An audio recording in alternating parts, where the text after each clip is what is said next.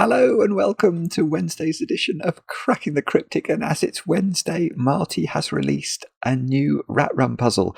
This is the third episode in season 3, and it's called Notable Differences, and I found it on Logic Masters, obviously.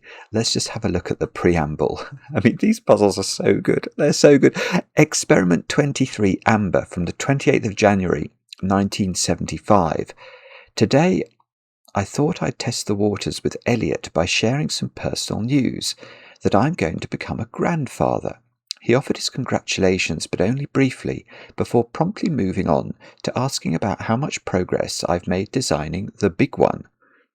This didn't come as a huge surprise, confirming how little room there is in his mind now for anything beyond the work.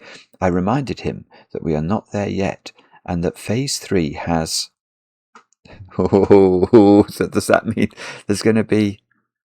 I don't know what the big one could be. Could it be a big Sudoku, like more than 9 by 9, or just a very difficult one? I'm not sure.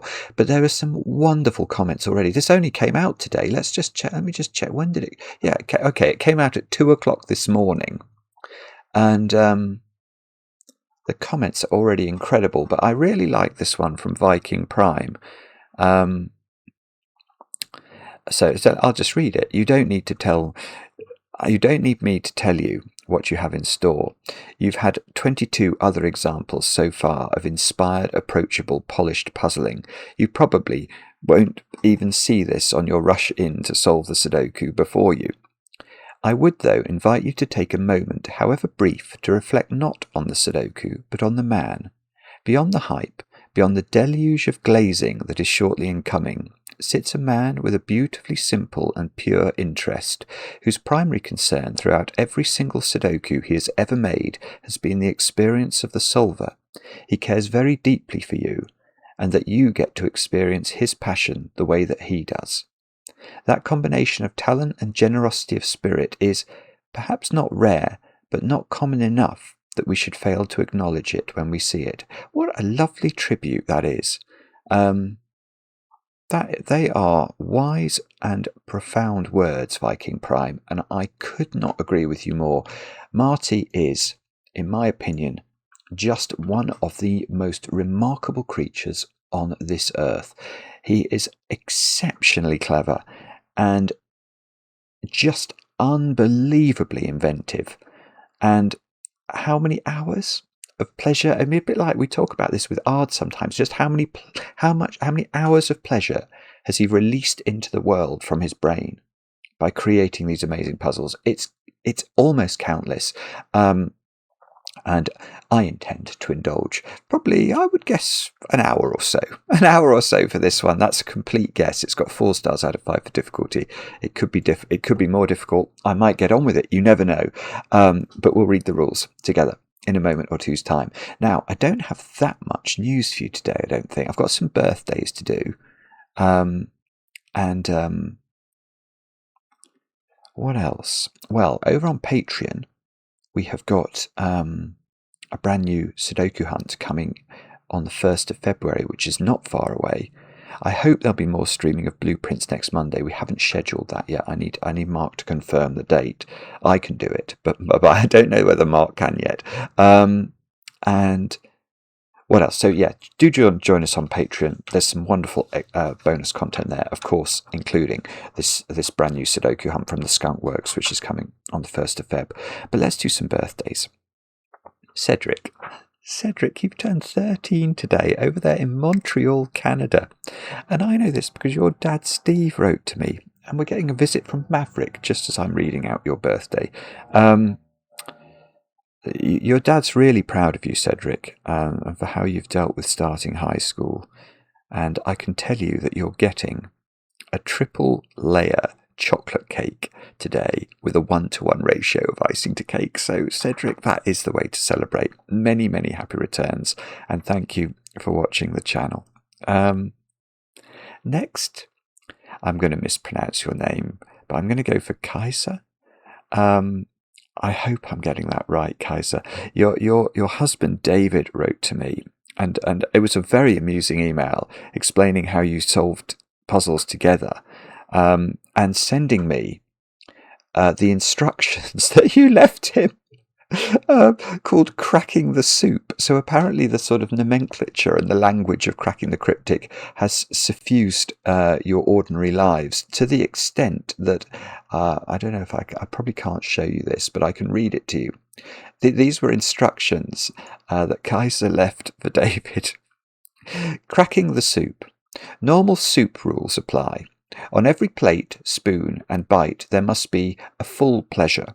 By adding X amount of creme fraiche, determined by the cook, the value, not sum, of the finished soup must have a ratio of 1 to 2, where the start has the lower value. The cook may add any number of additional ingredients, as long as no one within a king's move around the table disagrees with the soup or its flavour.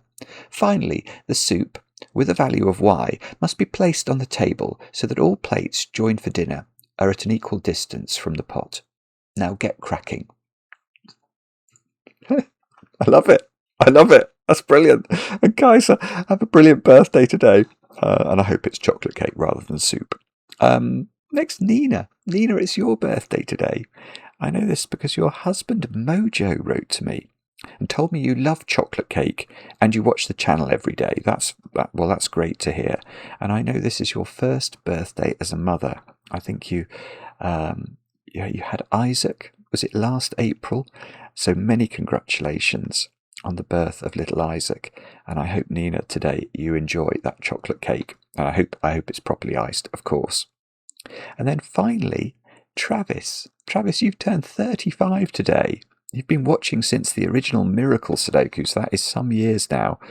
I hope you do manage to purloin that recipe for excellent chocolate cake with peanut butter icing. That does sound nice. And what's this I hear? You've got a German friend who doesn't like Edgar Allan Poe, on the basis, not that they've read any Edgar Allan Poe, but just on the basis that they're an American writer and therefore can't be any good. What? I mean, that is shocking ignorance. That's appalling. And I totally agree with your sentiments that you should really, I hope you do manage to get your friend to try some Amontillado down in your basement, Travis. Edgar Allan Poe, indeed. It's one of the greatest authors ever. And of course, one of the great poets as well. Anyway, Travis, many happy returns. Excuse my indignation. Right, with all that said and done, let's have a look. Rat Run, number 23, Notable Differences by Marty Sears. We shall read the rules together. What have we got to do today? We've got normal Sudoku rules apply. So we have to put the digits 1 to 9 once each in every row, every column, and every 3x3 box. Let me just check this is recording okay. I think it is. I think we're good. The aim of the experiment. Finkz and Phinx. Oh, this is good. Oh, I know what I'm going to do today. Oh, somebody had an idea. Because the problem is when I say Finkz and when I say Phinx, it sounds like I'm saying the same thing, because Finkz sounds exactly the same, I'm sure deliberately from Marty, as Phinx. But what was it somebody said? Somebody said on a stream, we did a blueprint stream, and they said I could differentiate between the two. One of them was going to be called, I think it was Pinks and Inks or something. It was Pinks and Inks. So if I had a pink path, I could call it the Pinks path. And if I had a blue path, I'll call it the Inks path. That is what I'm going to do. That's going to help me. Anyway, sorry. Finkz and Phinx must both reach the cupcakes there by finding a path through the maze. Okay, the paths must not visit any cell more than once, cross themselves or each other, or pass through any thick maze walls. The paths may not share cells except where they meet at the cupcake cell. Okay. As well as moving orthogonally means in a north, south, east or west direction, Finkz and Phinx may move diagonally if there's a 2x2 space in which to do so, but may never pass diagonally through a round wall spot on the corner of a cell. So let me go to the pen tool. What we can't do, we could do that, that's totally legitimate, but we couldn't do that because we'd go through the round wall spot there, and that's not allowed. Now today, what have we got? We've got blackcurrants. Yeah, we have got blackcurrants. If two digits are joined by a blackcurrant, then one is double the other. So if this was a 2, this could be a 4, because 4 is double 2, or it could be a 1, because 2 is double 1. That's how blackcurrants work. Redcurrants. If two digits are joined by a redcurrant, then one is even and the other is odd. So it's sort of a parity dot. Grapes. If two digits are joined by a grape, then they have a difference of at least 5. So if this digit was a 1, this would have to be at least equal to 6. It could be 6, 7, 8, or 9 to be sufficiently different. And now we've got the test constraint. In this experiment, Finkz and Phinx both visit the same number of cells. Before reaching the cupcake, the nth digit visited by Finkz and the nth digit visited by Phinx with a pH always have the same difference, which is to be deduced. This difference equals the digit on the cupcake cell. E.g., if the third digit visited by Phinx is a 5, so let's say that this one's Phinx, and the third digit visited by Phinx with a pH is a 9, then you put 4, presumably. 9 minus 5 is 4. Yeah, then it says the cupcake cell would contain a 4. Okay. That is a very, very strange rule. Let me just check that is all the rules. That is all the rules, yeah. Well, okay, I understand the rules. I'm just slightly... That's an incredibly strange rule. So you're going to have to sort of plot the paths and make sure, say the difference was 1, you'd have to make sure that the nth cell is always 1 different every time. Anyway, do have a go. The way to play is to click the link under the video as usual. But now, I get to play Let's Get Cracking. Okay, so we can get cracking, can't we? Because we can do some... I'm going to do pink. I'm going to say this one is pinks, and this one, the blue one, can be inks.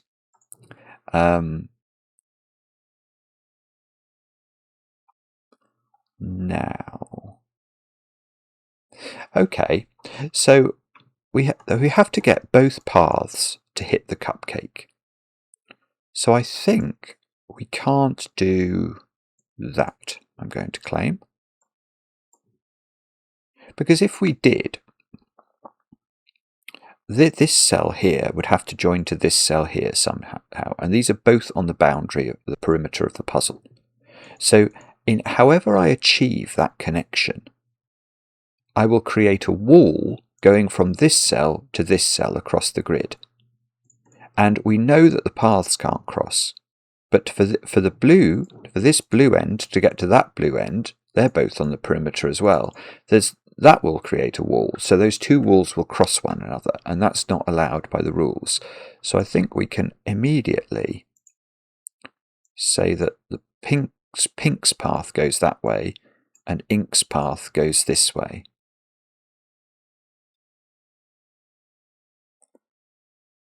Okay, I don't know what to do now.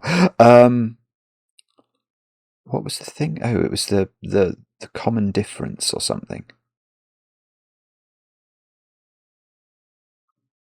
And we put that difference in the cupcake. So whatever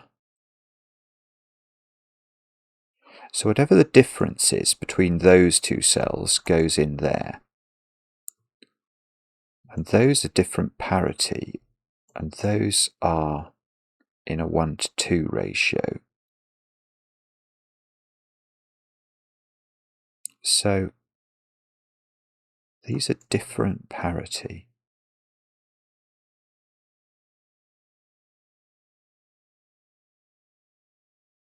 So, okay, that is very interesting. Do not mock me. It is, isn't it?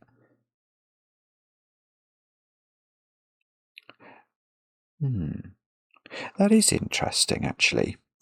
So if we just play games with this, if we say, imagine that cell is even for a moment. Well, now we know this is definitively odd.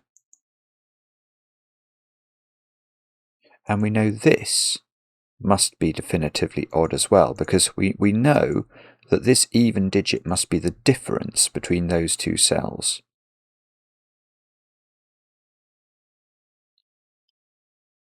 So, is that... Well, that's clearly possible. What about if that's odd then? If that's odd, that becomes even. That's going to be even.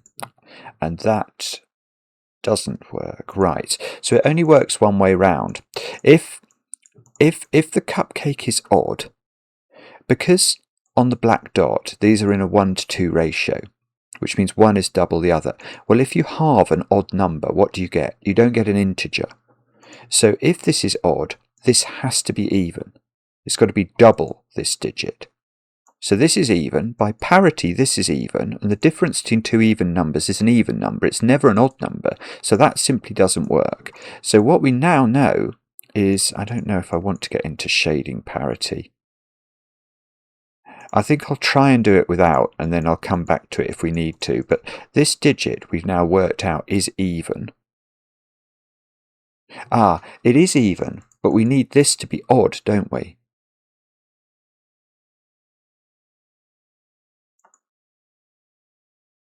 Because, yeah, we do. Because if that's even and that's even, we can't have an odd here, because this could never work. An even minus an odd is never going to give you an even. So we do need this to be odd. We need this to be odd. The only odd digits you can put on a black dot are 1 and 3. And that's just experience that tells me that 5, 7 and 9 can never go on a black dot, because if you think about digits that are half those digits or double those digits, that won't work.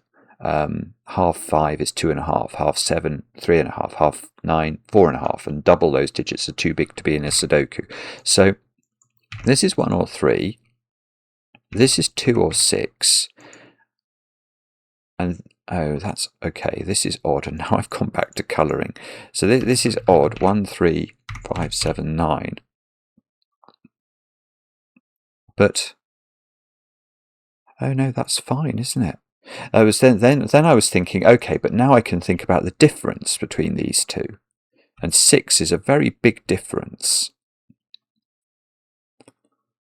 But that could work. 6, and this would be a 3, and that would be a 9. So 3, 6, 9. That feels like it works. Oh, but that couldn't possibly keep propagating, could it? A difference of 6. Well, maybe actually it could. I'm not sure. Oh, bobbins.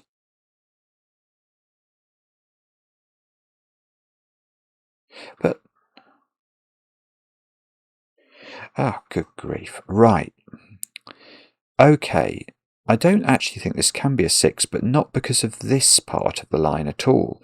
Look, if that's a 6, look what you have to do in this box now.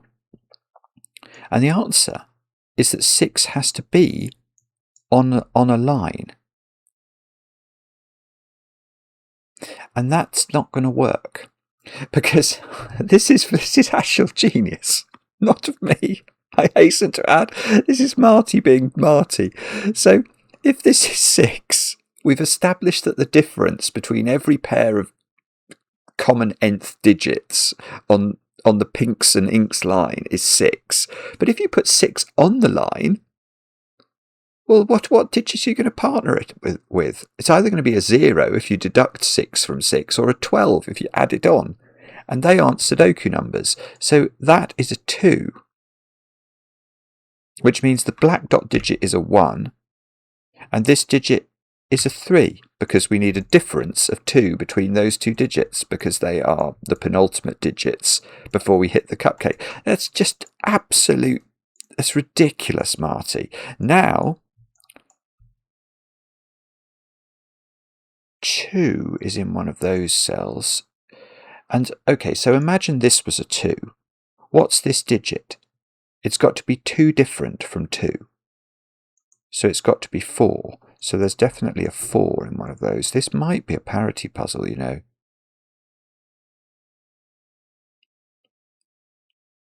It might be a parity puzzle. Now, so, okay, so,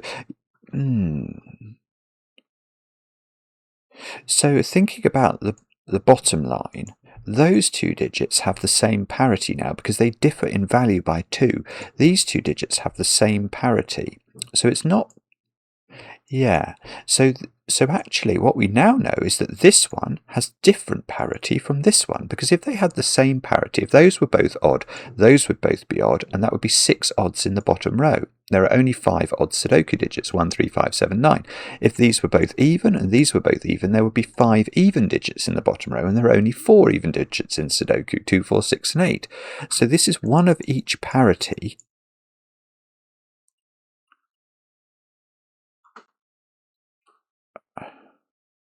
I will say, Marty, how on earth did you think it was going to be possible to create a puzzle with? This is a mad constraint to work with.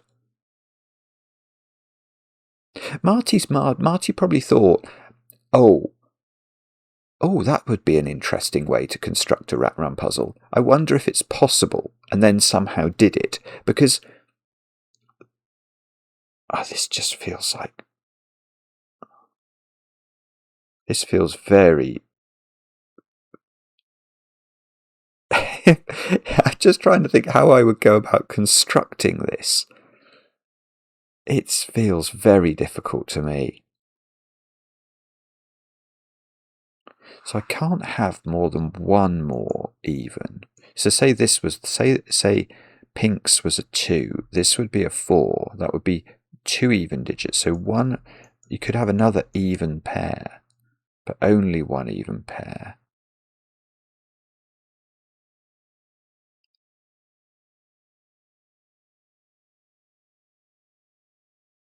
Oh, sorry, I'm not seeing anything now. There's no modifiers in this puzzle, are there?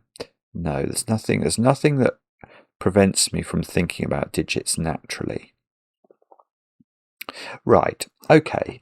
Here is a basic point then in row 8. There are 6 blackcurranty cells in row 8, and there are only 6 black dot digits in Sudoku, because we've already said you can't put 5, 7 and 9 on blackcurrants ever. So those are 5, 7 and 9. That probably... Oh, now I don't know where the 4 is, do I, in box 2? So I can't look at this digit and say it has to be 6 or 8. It could be 4. So that's 4, 6 or 8, which means this digit is 2, 8, 4 or 3, I think.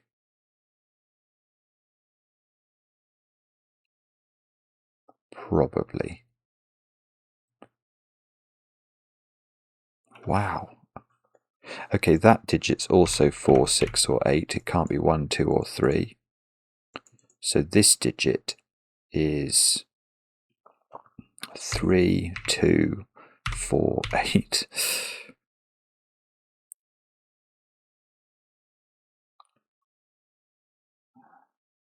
Good grief, I don't know. Oh, okay, so 1 in row 8 is over there. So there's a 1 on either this blackcurrant or that blackcurrant. And 1 on a black dot will have to go with a 2. So this is either a 1-2 pair or that's a 2. So that's the most awkward pencil mark ever. So 2 is in one of 3 places in box 9.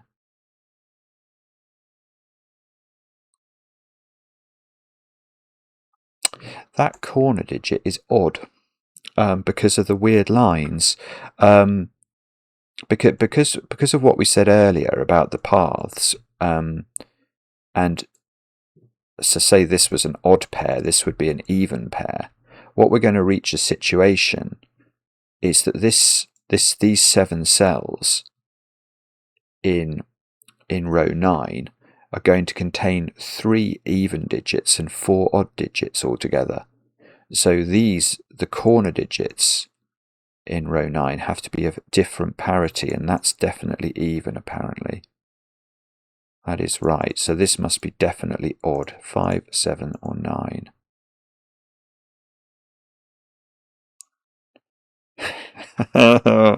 Okay. Oh, good grief. How on earth do you do this? Oh, NVIDIA app GeForce game driver update available. No, thank you. No, thank you indeed. What about... I haven't got a clue what to do here.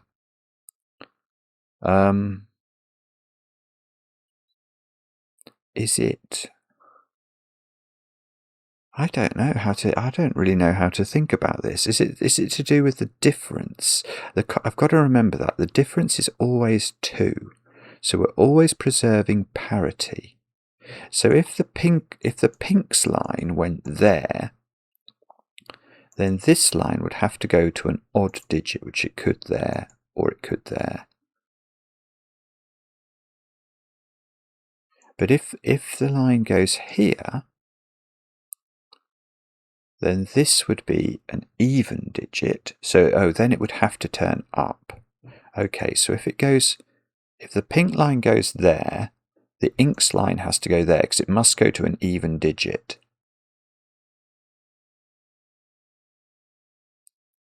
So this couldn't be the 1 in row 8.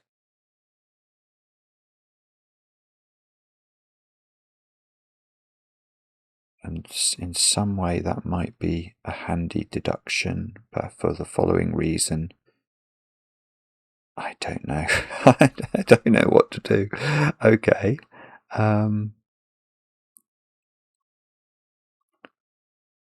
Good grief.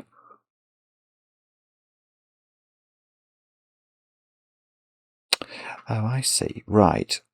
Okay, we can do slightly better in the bottom row. Yeah. So this digit, I don't know what this is, but I don't think it can be 6. Because if it was 6, then in this row, I've got to put 4 on the line. And 4, in any of these 4 positions, its counterpart digit would have to be 2 different from it and couldn't be 2. So it would be 6. It would have to be 6, but if that's 6, it can't be. Yeah, so a different way of expressing that might be to say it's quite clear that 4 or 8 have to be in this sequence, and the only digit they can partner up with is 6. So that corner digit is not 6, which means this digit is not 3. Now I might be able to do the same with... yeah, imagine the corner digit was 7 in this corner. How would it work now with 5 and 9 in the row? 9, in it, which would be in one of those positions, would need a digit 2 different from it on the other side of the path. That would have to be a 7, so that definitely can't work. So 7 and 6 are on the line opposite. We don't know. We don't know. It's going to depend what the corner digits are as to what they're opposite on the path lines.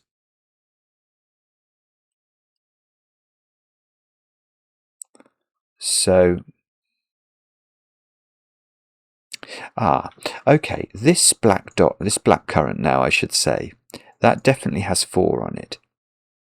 Because it's either a 2-4 pair or a 4-8 pair. So there's definitely a 4 on here, which means this cell's not a 4, which means this cell is not an 8. So this has come right down. Well, right down, it's 4 or 6 now. So if I did know there was a 4 up there, I would know this was a 6. I'd know this was a 3.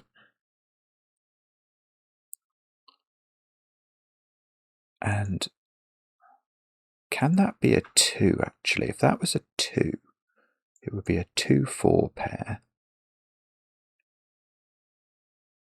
That would be an 8-4 pair.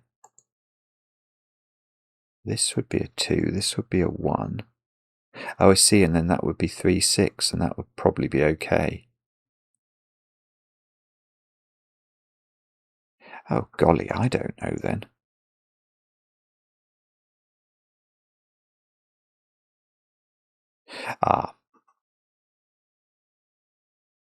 Then I must run out of even digits if I go in the corner, don't I? If Phinx goes into the corner, then the next 2 digits are definitely even on the Phinx path, which means the next 2 digits on the Inks path have to definitely be even as well, and they can't go in the corner. So that would be 2 evens. That would be even. That would be even. Oh no.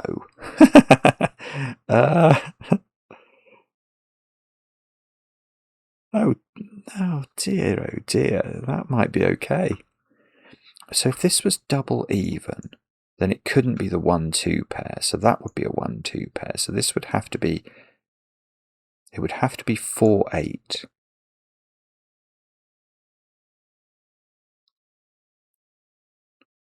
So, no, that doesn't work. Oh, golly me, this is very, very tricky. This is very tricky. Golly me, what do I mean? That's a combination of golly gosh and dearie me. I mean, it's a particularly vociferous euphemism. Yeah, I don't think it works, but it's really complicated.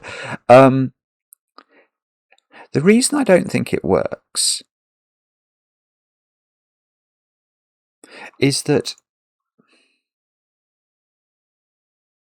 yeah, I mean, we almost have to paint this out, but the point is that this would be a 4-8 pair, and these 2 digits and these 2 digits both need to be 2 apart from each other. What digit is 2 different from an 8 in Sudoku land? It's a 6. And because there would be an 8 on there would need to be a 6 on there, and there just isn't. So it doesn't work, but it's real. So let me paint that out fully just to show you. If Phinx goes into the corner, 2 evens. The difference on the line is meant to be 2. So we need even digits for the next 2 digits on the blue line, which have to be there. Therefore, this cannot be the 1-2 pair that we've worked out lives in this box somewhere. So this is the 1-2 pair. So what 2 even digits are we putting on this line? It can't be 3-6, it can't be 1-2. It can't be 2-4 because the 2 has been hypothecated to this blackcurrant.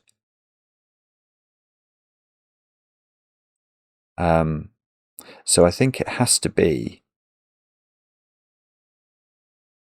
That is logical, isn't it? By the way, because I'm saying this can't be 2-4 for what I think is a good reason. I mean, it wouldn't work anyway, because this would be 8 in the row, and then one of these would need to be 6, so it doesn't work still. But I think this is 1-2, so this has to be 4-8, which requires one of those to be 6, and that just doesn't work. Wow. Okay, so right. Well, this is good news. This is good news for Phinx, because that means Phinx goes there. But that doesn't necessarily mean that Inks doesn't go there in the corner, because now we're on an odd digit. So we want to go to an odd digit, and I know that that's an odd digit, so I think I want Inks to go here. So if Inks goes up, what's wrong with that? So this would be an odd digit on a blackcurrant, which would mean it would be a 1 or a 3. So this would be a 2 or a 6. A 1 or a 3.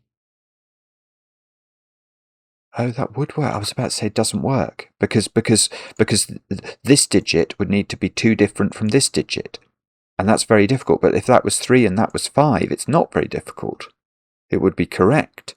So it would have to be that. It would be 3, 5, 6 would be the next digit here. So this would need to be 2 different from 8 would work. So this would be 8. This would be 4. Ow. I don't know then. That might be okay. I know I'm making this overcomplicated, aren't I? I probably meant to start by looking at the up here. This blackcurrant hasn't got a 4 on it, so it's not 2, 4, and it's not 4, 8. So that's either 1, 2, or 3, 6.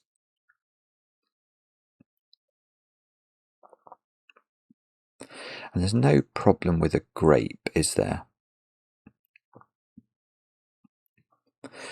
You can't put 5. I mean, grapes work like German whispers lines. You can never put 5 on them. And some digits are going to be harder to place than others. So, for example, neither of those cells could be a 4, actually. Because if either of these was a 4, the digit on the other side of the grape would have to be at least 5 different from 4. There is only one sudoku digit that works. That's 9, and 9 doesn't go on blackcurrants. So... actually, I don't think that's brilliant. That's not a brilliant thought. I don't think my brain's having any brilliant thoughts today. Naughty brain. No, that wasn't a brilliant... Oh, no, it's not a brilliant thought. 1 is in one of those cells. So if that was a 1-2 pair, 1 would be on this grape. 3, no. Oh, no. Okay.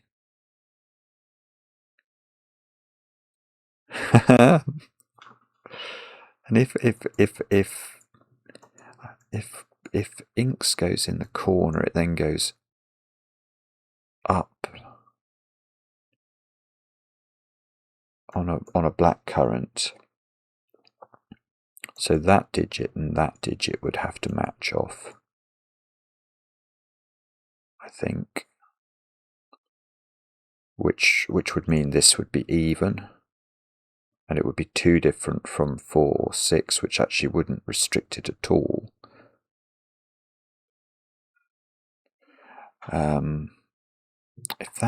If it goes there, that is 5 or 9. That's meant to be 2 different from this digit. So that digit would be a 7, and that would be a 5-9 pair in the row.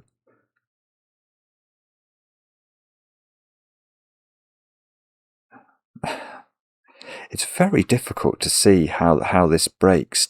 Or at least it's very difficult for me to see how it breaks.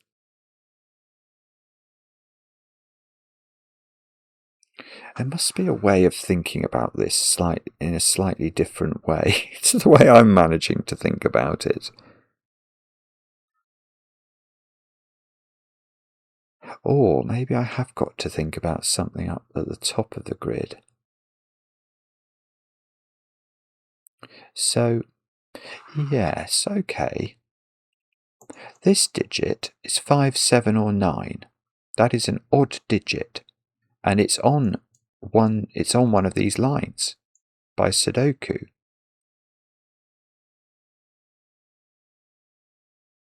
Actually, that doesn't really matter, does it? So all that means is there's an odd pair that are 2 apart in here, here, or here. No, that's not it. That's not it. Sorry. Oh goodness, I'm not sure where to look here. Is it something to do with the parity of row 8? Row 8 feels like it's the most restricted part of the puzzle. And obviously row 8 would become more... Well, whichever way inks goes, it's really going to be putting pressure on row 8. I just can't quite see I can't quite work out how I'm meant to think this through.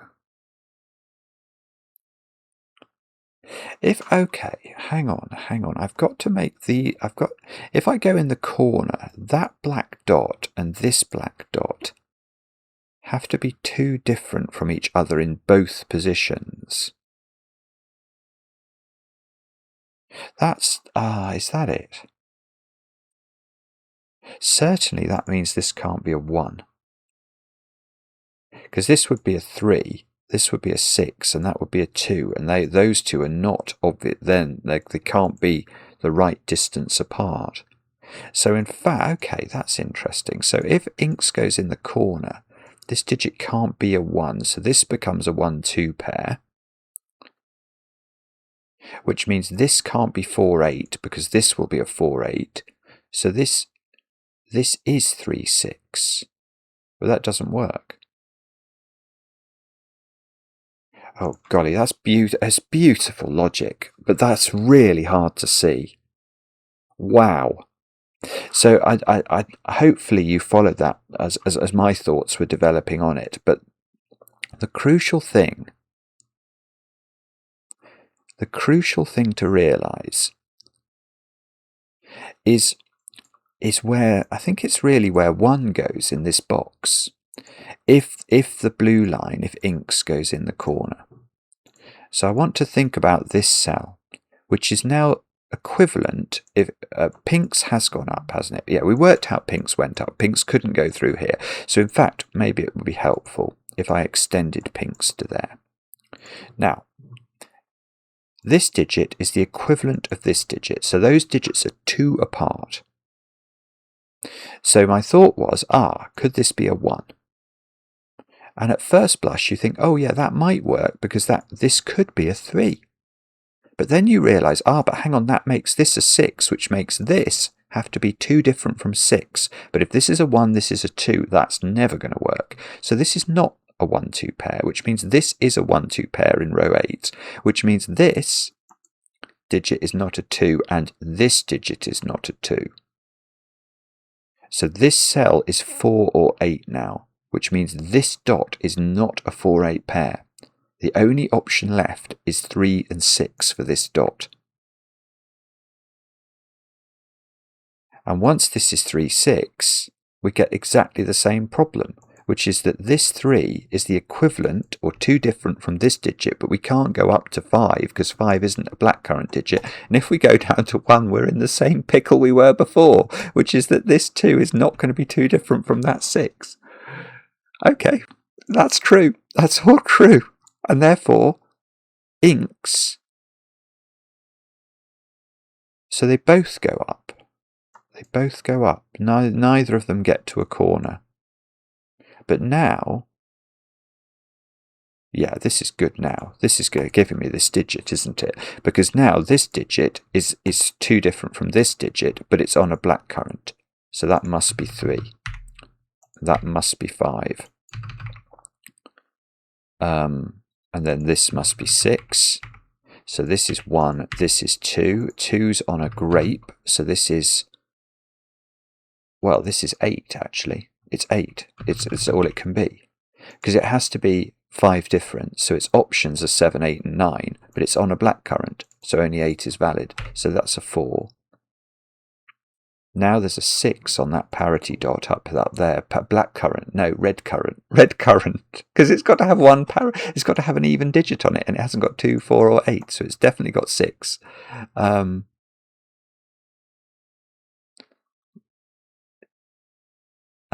So these are odd.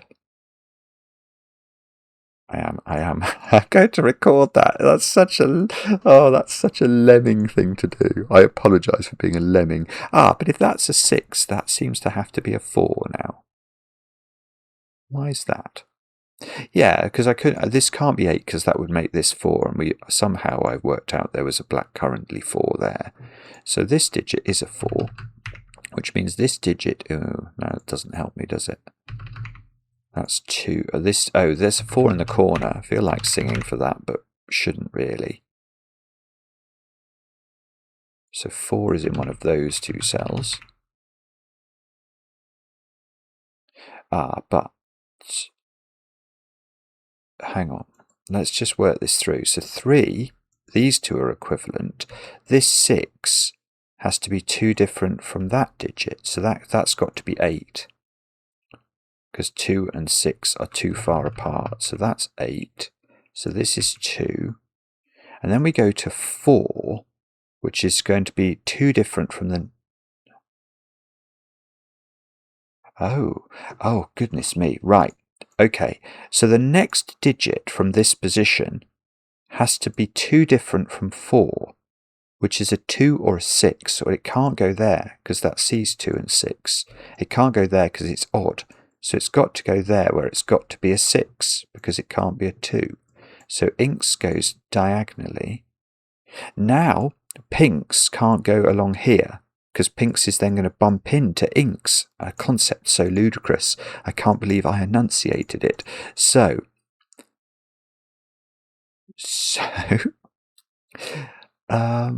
oh, wait. Let's do some sudoku. Because 4 is now not on that side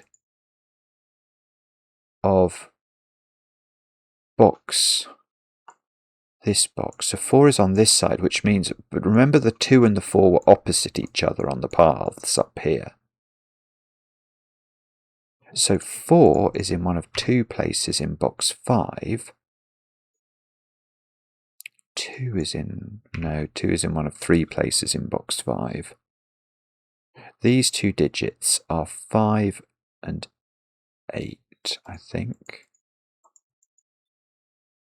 So the next digit that this is going to on the Inks line is 2 different from this digit. So it's either 3, 7,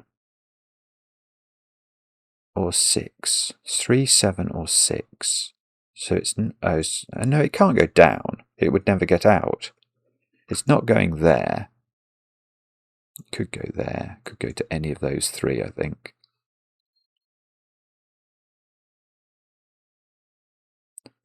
Okay, so we can't do that. But we can do some other things. Where is 8 in the bottom row? Don't know, but it's definitely over here. Now 8, therefore, means there must be an equivalent parity digit opposite that's 2 different from 8 over here, which we now know is 6 from the work we did earlier. Oh, that's not done anything. Sorry, that's just total lunacy. Bother.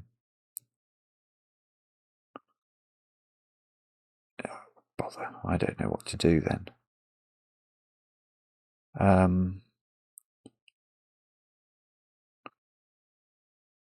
Golly gosh. Okay.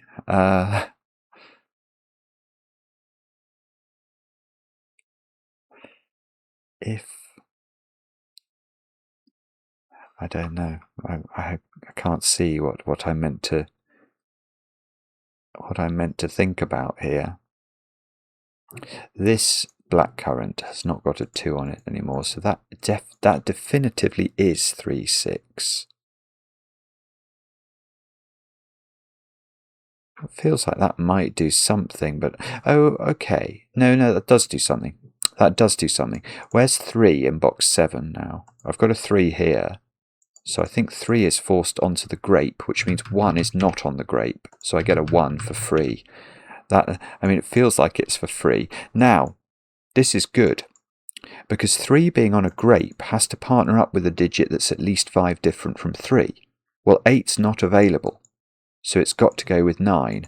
So that's got to be a 3-9 pair, which means these 2 digits are 4 and 7 in the row, which means there's a 6-7 pair down there. Of course, it would be a 6-7 pair.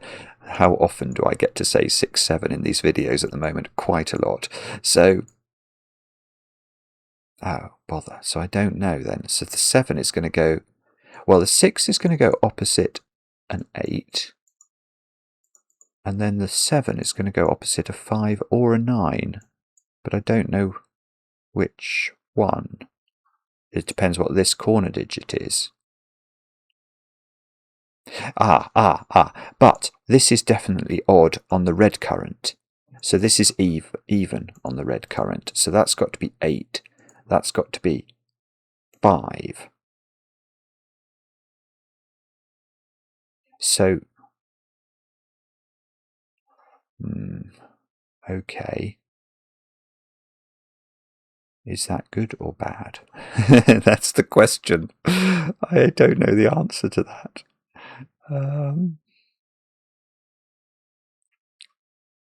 I'm not sure. Do I know? Can I do anything else with this? Hang on. Where are we on the paths here? This is an 8. I can't remember where we were matched. Oh, well, we were obviously matched off to there. So the 4, okay, the 4 and the 6 go together. So I haven't got the equivalent of the 8 yet. Oh, and that's going to be, oh, hang on, that's another 6. Ah! This is beautiful. Right. So the point now is that Phinx's path is here with an 8. But the next cell that Inks moves to has to be 2 different from 8. Well, it can't be 10, so it's going to be 6. And by sudoku, therefore, it's not able to go in an awful lot of cells. I think it has to go there. So that is a 6, which gives us a 4.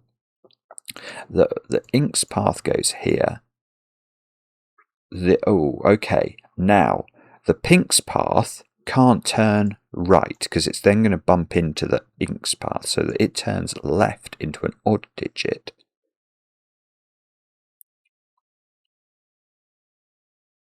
Right, here's a gorgeous point.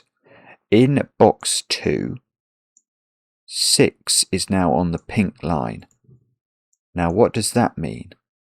The 2 on the pink line is going opposite a 4. So the 6 can't use that 4. So the 6 is going to have to use an 8, which is going to have to be in one of those 3 cells. And that means that this central digit in the puzzle is an 8 today by sudoku. Right, I've got another point, I think. Marty is a total and utter genius. The logic in this is quite sublime. Now, I do know by sudoku that 5 is on a line. Now, 5, ordinarily, its equivalent on the other line could be 3, or it could be 7. But there's a digit here that's definitely on a line as well. So these 2 odd digits are both on lines, and they must be opposite each other because all the even digits are going to be opposite each other. So it's going to be one odd digit opposite another odd digit, and it has to be a digit that's capable of being 2 different from 5. So it can't be 9. That has to be 7. That has to be 9. There's a 5-7 pair opposite one another. I don't know how to put that in. Well, actually, no, let's do it like this. So we'll do it like this. We'll do it longhand.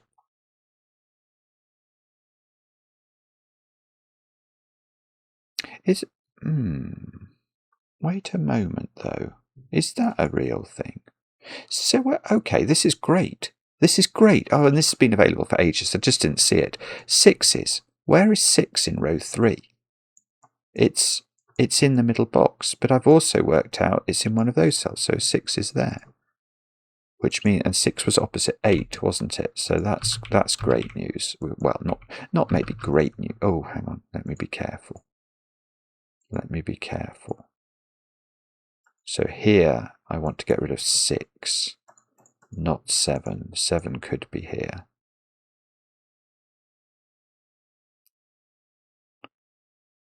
Okay, but these digits are now, they're all odd digits. They're 1, 3, and 9. And we've still got to find an equivalent for the Phinx's digit, which is 3 or 9, that this one goes to. So this one's now going to go to a 1, 5, or 7. Oh dear. Okay, that's not ideal. 6 is in one of those 2 cells of box 6 by sudoku.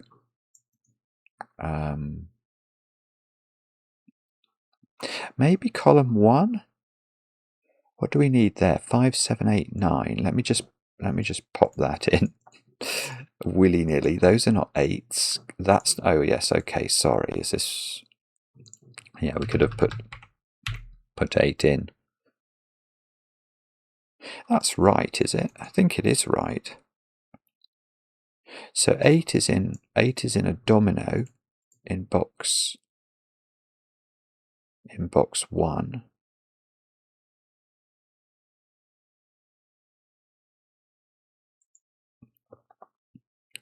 If the Phinx path went into this grape cell here, we'd have a whole flurry of odd digits all in a row.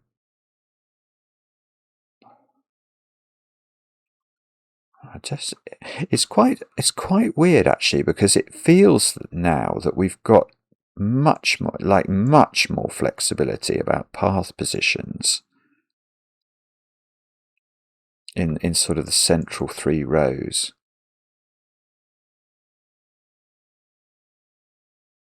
Oh, I don't know what to do. Okay.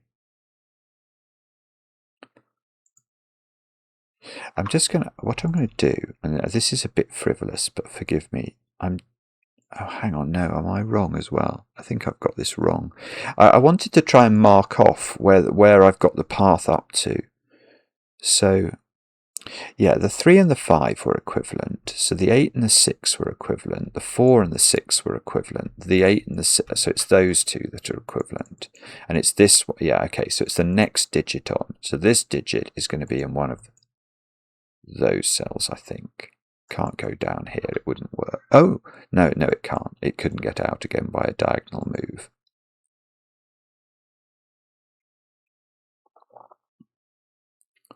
And no, I haven't thought about this. Hang on, I haven't thought about this. Oh no, it doesn't matter. The 5 can go on the other side. Oh, bother. Okay, well, that cell can't be a 5 because it's on a grape. So this is 2 or 7. So if it's 7, this is 1. If this is 2, this is 9. So this is never 3, this cell here. This is a 1 or a 9.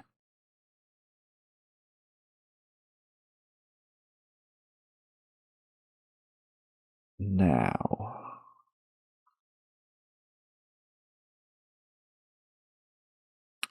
I wonder if there's a reason, either that you can or can't go down this column with a path.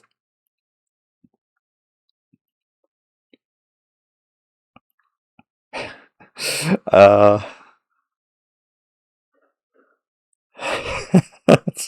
so ridiculous. How on earth?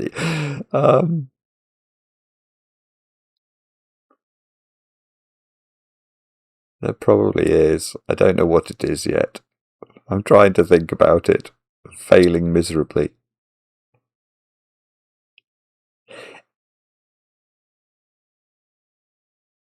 Oh, well, okay. I've got one thing. Well, no, that's important. That's very important. Yeah, got it. Okay. So, actually, there is a reason. There's definitely a reason. Phinx. It's not possible for Phinx and inks to go into their respective corners. Now, the reason for that is this blackcurrant here. Because if Phinx does visit this blackcurrant, then there's a 6 on the blackcurrant here, which means that if inks went into this corner as well, that 6, whichever position it was in, would need to have a 2 or a 4 in its equivalent position, and 2 and 4 are not available up here in this equivalent domino. What that means is weird, because that means that the way that one of these Phinx or inks paths doesn't go into the corners means that they're coming down there. But I don't know which one it is, because I don't think there's a problem with Phinx going in the corner, providing inks doesn't also go in the corner. And similarly, I don't think there's a problem with inks. I haven't seen any problem with inks going in the corner over here. I just know that if inks goes in this corner, Phinx can't go in that corner. So for one path, and I don't know whether it's Phinx or inks, The fourth cell on the path is definitively odd.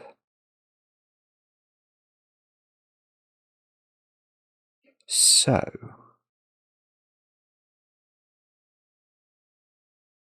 is that important? And the answer to that is I don't know yet. So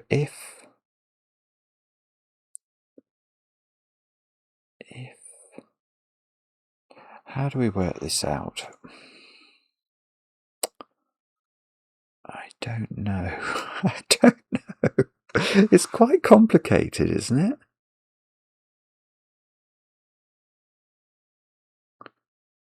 I feel like it's quite complicated.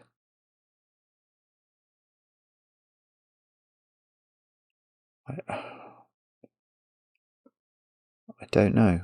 I'm not sure. Okay, shall we check we've done as much sudoku as we can? I mean, this shows how desperate I'm getting. Oh, nearly. I thought I was going to get something there. 4 is in one of 2 places in row 6.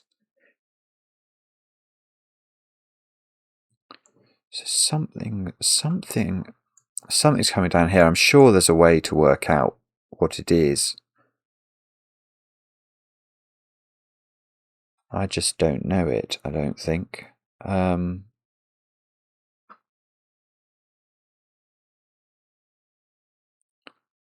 Is it going to be...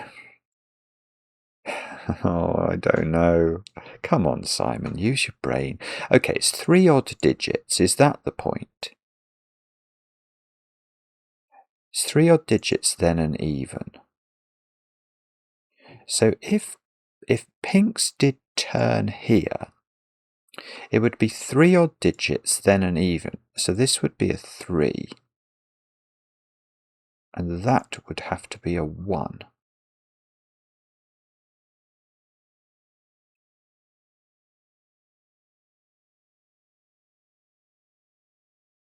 That might work. 4 and 6 would be 2 apart. So that might be okay. Okay, let's try it the other way. So if Phinx instead turned in here, Inks would turn right. This digit would be even, so that would be the 6. These 3 digits would be all odd.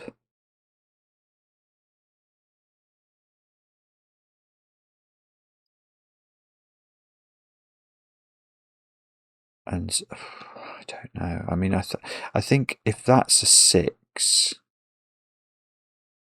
one of the corners is always a 6. Does that matter? And it's going to be the corner that doesn't correspond to the path.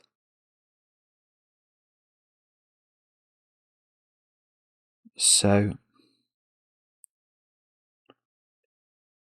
is it something to do? Is it sudoku 6,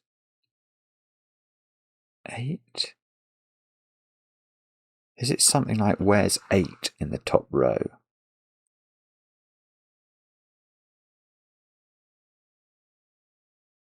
I don't know. Sorry. Or, no, that's a bad question.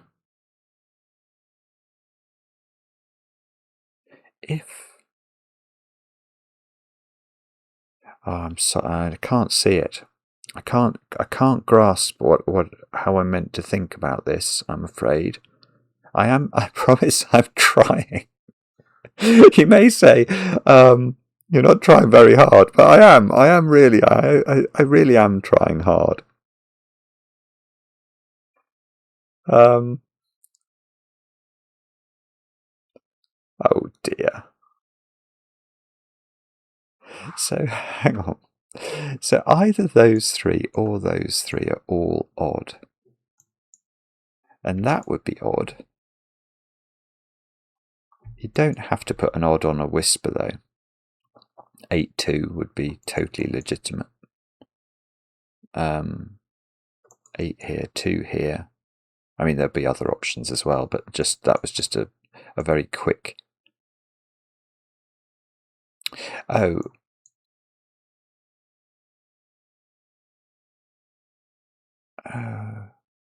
Yeah, hang on. What about 7? Is there a 7 point then? Yeah, I think there's a 7 point. Right. There's a 9 definitely in those 3 cells. Now the 9 is going to need a 7 opposited on the other path. So say Phinx turns here, then one of the next 3 cells of Inks is going to be a 7 in one of those cells. Similarly, if Inks turns here, then one of the next 3 cells of Phinx is going to be a 7. So there is no 7 in those 2 cells. That's not going to work. And if there's no 7, there's no 5. So this is a 2-4 pair. It's beautiful. I mean, you can't lay a glove on it in terms of the genius of Marty Sears. It's beautiful logic. Now hang on. Now 2. This is a 9 now by sudoku. Well, no, actually not by sudoku. By green dot logic, because it's got to be at least 5 different. Now 9. So now we know in the top row there's a 7 in one of these. And I don't know which one it is, but it's the equivalent of this digit. It's the 4th digit on the path that isn't the one that turns into this cell.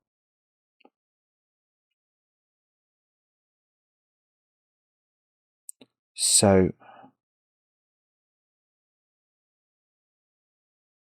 right, hang on. Hang on. This digit can't be a 1 now, or maybe ever. I don't think it can be a 1. So it's the same point as we just did with the 9, really. A 1, wherever the 1's equivalent is, it will always be a 3. It's the only digit that's too different from it. So if this was a 1, then either this digit or this digit is a 3, depending on which way the path goes. Well, this can't be a 3, this one here, because of this 3 in the column, and this can't be a 3 because there's a 3-6 pair. So that's got to be 3. That's got to be 1. But now, now I see. But now the point is, maybe this was the easier way to see it. If the pink path turned this way, there would be a 3 in one of these 2 cells, and that doesn't work with the 3-6 pair.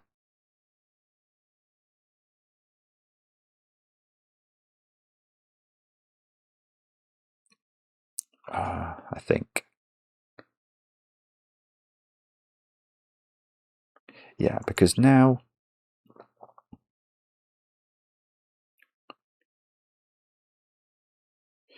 so now what are we saying? I don't even know. So are we saying that, yeah, so if the pink path goes that way, then the Inks path goes here.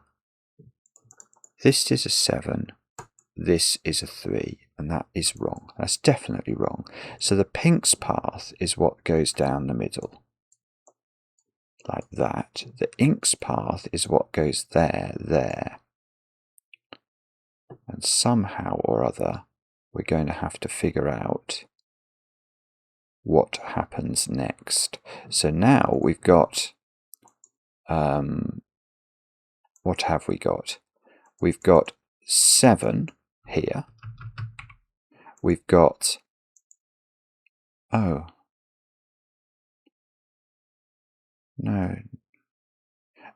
did I get the ordering wrong? Oh, no, hang on, I've done something wrong. What have I done wrong there? I'm confused. I've confused myself now. Oh, did I count it wrong? Oh, I hope I didn't count it wrong. So the 9, Oh, I have counted it wrong. I've counted it wrong. Yeah. Okay. So the 9 goes with the 7, wherever that goes.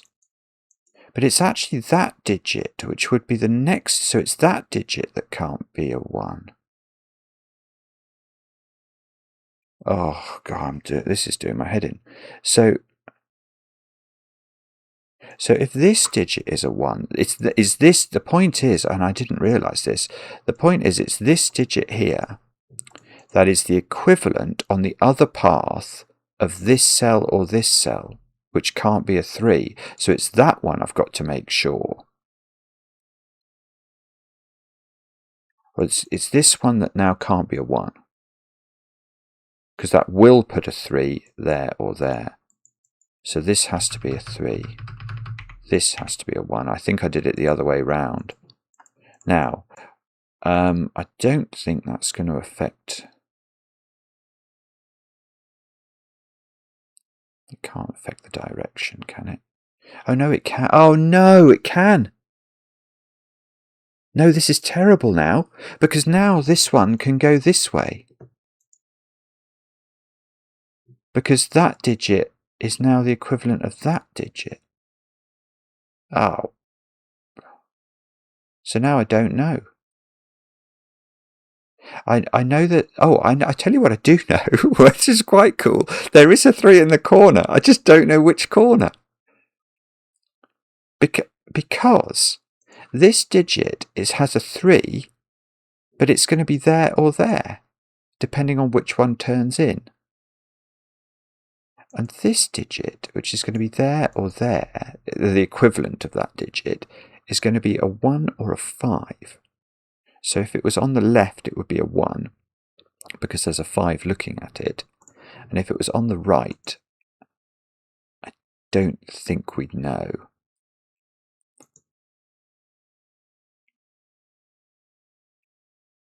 So how on earth do we decide which way it goes? How bizarre is that?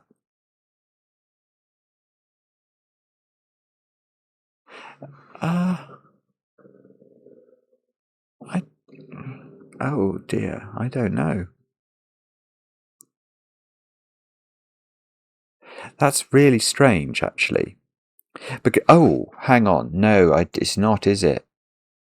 Oh, it's sudoku, of course. This becoming a 3 has made this a 6, and it's made that a 3 in the corner, and that's 3 in the corner, that's 3 in the spotlight, losing its religion. But now, well, now there's all sorts of things going on. But the fact this can't be a 3 in the corner means I don't think this path can turn that way, because it would need to have a 3 in the corner. So now the pink path goes that way, and the ink's path goes that way, and the pink's path goes there. But now this is a 7 to be equivalent of the 9. This is a 1 or a 5 to be equivalent of 3. So that is a 1. That places 8 apparently by sudoku. This is no longer a 7. 1 is in this domino in box 3. And that 4 and that 6 are equivalent. So we've got an equivalence here and an equivalence here.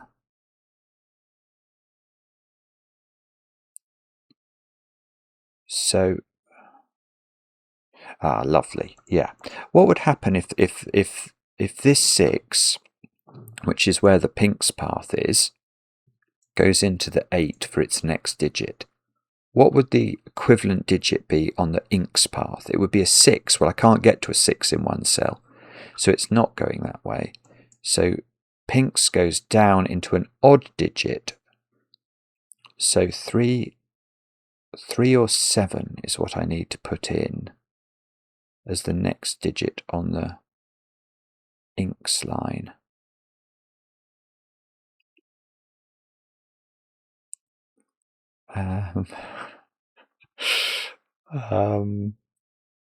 I don't know how to do that.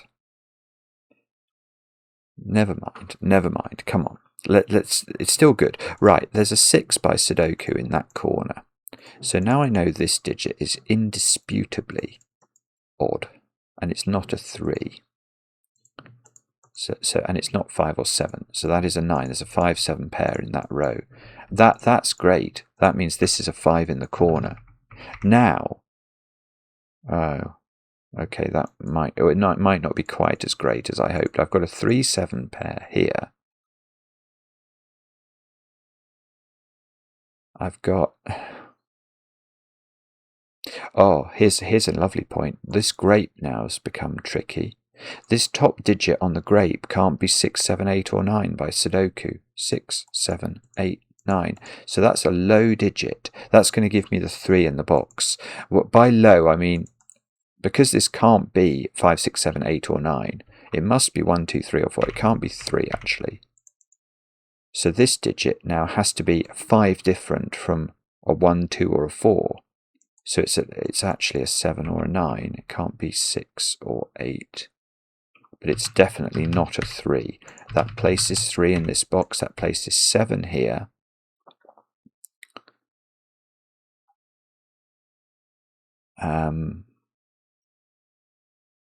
From this, we will be able to deduce the most remarkable thing. And that thing is, what about those digits? Why have I got a 7? Oh, that 7 that 7 was trying to notate that one of those was a 7 on the paths, wasn't it? So in this row, 5 and 8, apparently. Bother. Okay, I'm not sure I can do that. Let's try Sudoku of all things on this row, because I haven't put 1, 2, and 4 in. That's a 2 or a 4. This is 1, 2, or 4. And we're in this cell. Oh, okay, I've got a 7 here now. So if this was 9... Oh, that's it. Yeah. If this was 9... this cell would have to move into a 7. It's the only digit that's too different from 9. But because of the wall spots, it couldn't go diagonally. So it would go orthogonally and it would be in the same row. So that's 5.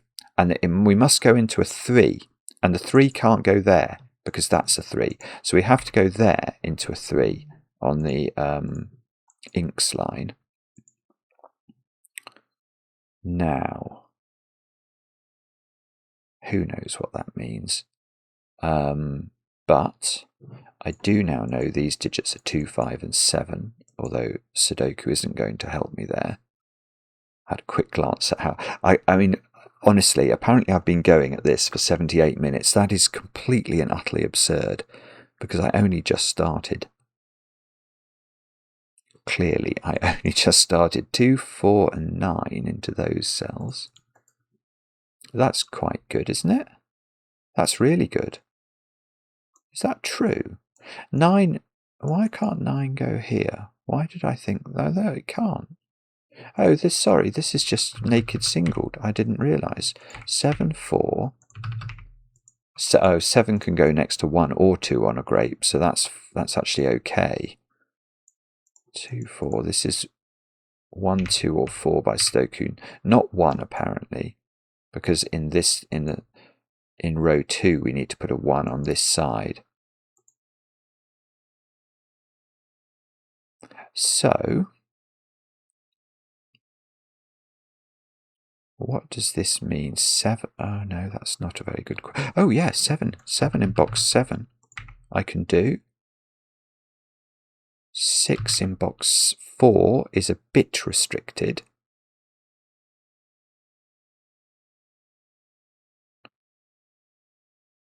Okay. Oh, I've got a different point. Look at the inks line.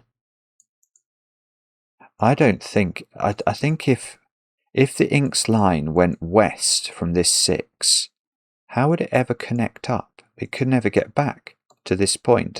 So we'd have sort of split the grid.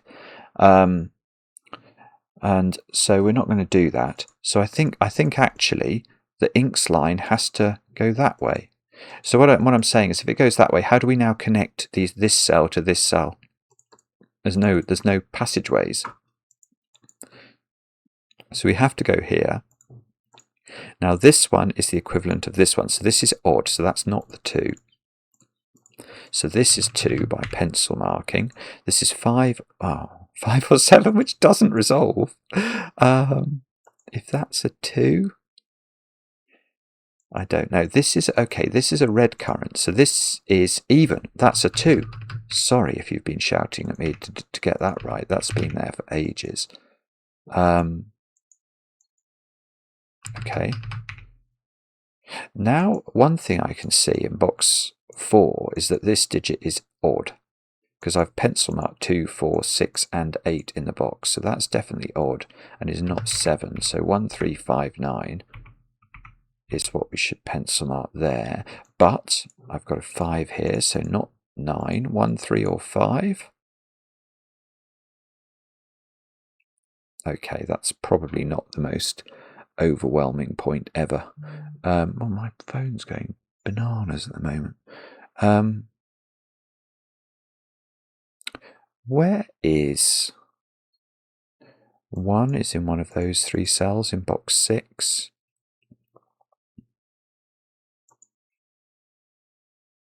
That's quite interesting. If the Phinx line goes into the second grape cell, then we need an odd digit from this one, don't we? And we'd have to get it exactly there. But I think that's possible. It might have to be a 5, which actually looks like it would resolve a lot of things as well. So, okay. Okay, let's check column 4. What do we need there? 1579, 1579. Gosh, my WhatsApp messages are going nuts. That's not 7. This is 159. Again, another. These are all odd.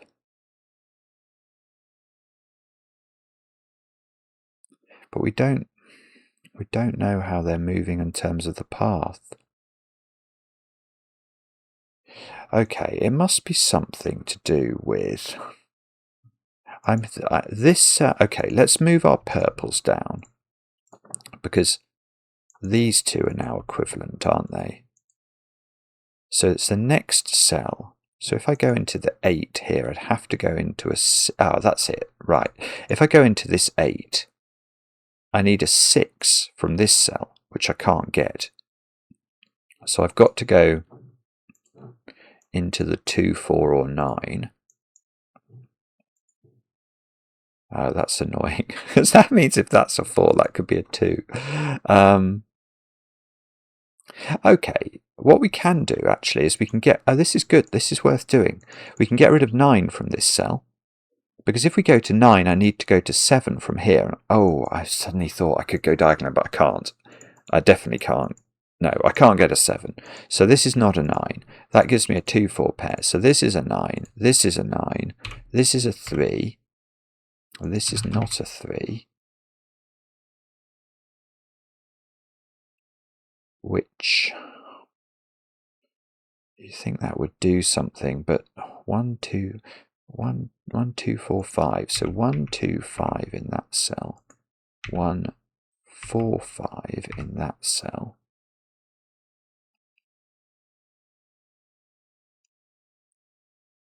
And if this is 2 or 4, I'm going to need a 4, a 2, 4, or a 6 for my next digit. Can that be? You see, that is it, isn't it? If we go to this cell, it needs to be even. And there are no even digits available. So it must go. Inks drops down to a 2, which disambiguates this 2, 4 pair, makes that 4, that 2. So this becomes a 1, 4, 5 triple, and 2 is placed in the box, and therefore 6 is placed in the box, and therefore 6 is placed over here. And I've got a 2, 4 pair. I must do something. What about this row? This digit is a 5 or a 9 by sudoku. We can advance our purple equivalences to these two cells. They are now equivalent. And this, okay, this is a 3 now. So that has to be 5. Can't be 7. And we can advance our yellow equivalences to these two cells. Oh, and I see I can just join up. Oh, no. Whoa. Hold your horses. That is not what happens. Sorry, I'm just realizing if I do join up purple and yellow over here, I've completed the ink's path, which means the next cell should complete the pink's path, and they're miles apart. So, in fact, okay, this is great news. So what we have to do is keep them apart. Oh, but we could do all sorts of rinky-dinkage, because I've just seen that inks could go here. But, oh, and that one could do that. Oh, bother. I don't know. Okay, I don't know what they do next, but they do something rinky-dinking. But, I tell you what I can do. 4 apparently is placed in box 4, and now this digit ought to be a something, a 3. So in this row, I can take 5 out of this cell. It's 1 or 9 in this cell.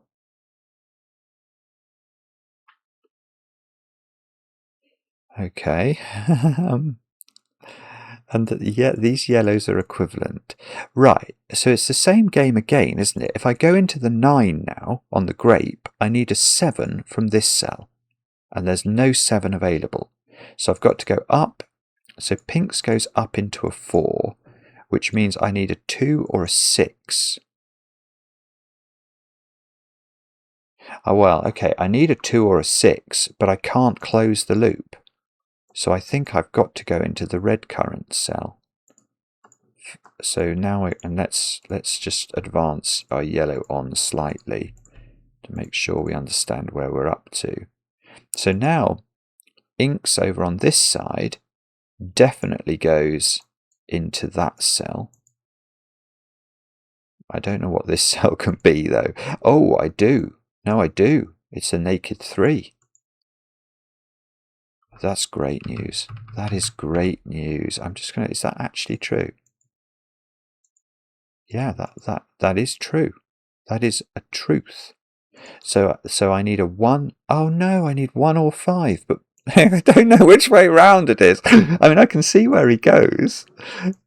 There. Or she goes. Oh, okay. So that didn't work. And they're still not close enough for me to close the loop here.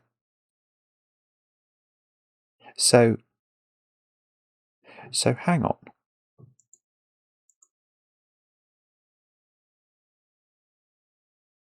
Yeah, they just aren't, are they? So we're now in a situation where these two are the equivalent of each other. So, but there's all sorts now. We don't know actually. Okay, but this digit is definitively odd. It is 1, 5, or 9. So however we move next, we're going into an odd number. Oh no, there's so many odd numbers. Oh, I don't know then. Okay. Okay, but we can't go. How could we go into this cell? If Phinx goes into this cell, what digit are we needing on the next cell of the loop? Or we need either a 3 or a 7. Well, we can't have 3. We've used it, and we can't have 7. That's not available. So the next cell is not that one. So it's one of these, which means it's either a 7 or a 9 on this side,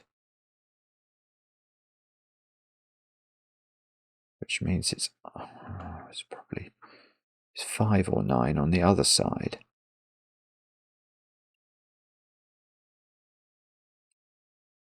Okay, so I don't think I can do that. So how do we actually resolve this?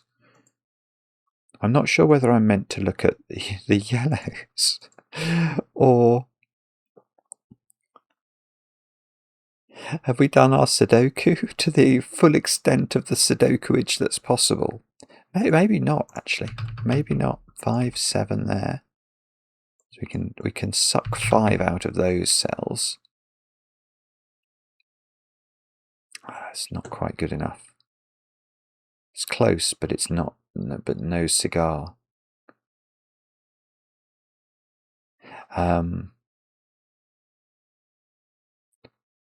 I see what I have to do. Because I've done these, I know the order of these, don't I? So that's got to be 9. That's got to be 8. So that's got to be 8. That's got to be 5. That's got to be 9. 1, 5. 1, 1, 5. This is going to do it. Okay, 2, 4. We can do that. So I've got this funny deadly pattern here on 7s and 9s. So that's going to be what resolves it. But what we've got to do is work out. So this, that 5, it just goes with the 3. We sort of knew that already. Okay, but the next cell from the purple is going into an odd digit because the path can't close. These are too far apart. So it's going into an odd digit because this cell can only go into the 5 or the 1 if it doesn't go into the 2, which it can't go into. So it's going into an odd digit. Now it's not going into a 1 because then this would have to go into a 3 and it's just been into a 3, so it can't do it again. There's no 3s available. So that digit is going to go there. And therefore, so this digit must go into the 5 because the 1 is too far away from 7 or 9. And therefore that tells us the order. Because we're going into the 5, that's got to be 2 away from that. So that does the 7 and the 9. Now we could close. And so I think we must close on the basis that if we didn't close, there would be 2 solutions to the path. So what's left for us to do now? Let's just advance our purplage slightly down the sequence. So if we didn't close, what would we do? We'd have to go into the 1 here, which would mean we'd have to go into a 3 over here, and there's no 3 available. So the only option at this juncture is, I've done my colourings wrong, but is to do that. And for pinks to do that. And that is, I think,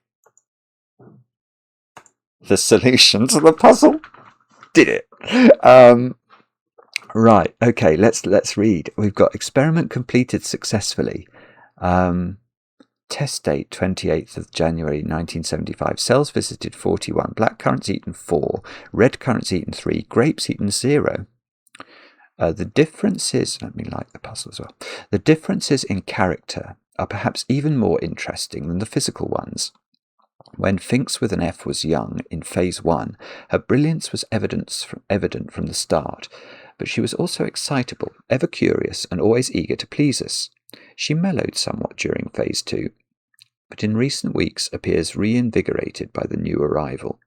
Finkz with a PH, on the other hand, really seems to take things in her stride, moving through each maze with a calm confidence that feels deliberate and unhurried. There we go. Hang on, 4.8 days. This only came out at 2 o'clock this morning. How's that happened? I don't know. I don't pretend to understand. But Marty has done it again. That's breathtaking. That is a breathtakingly brilliant puzzle. To have a constant difference between 2 paths in the puzzle And to have disambiguated it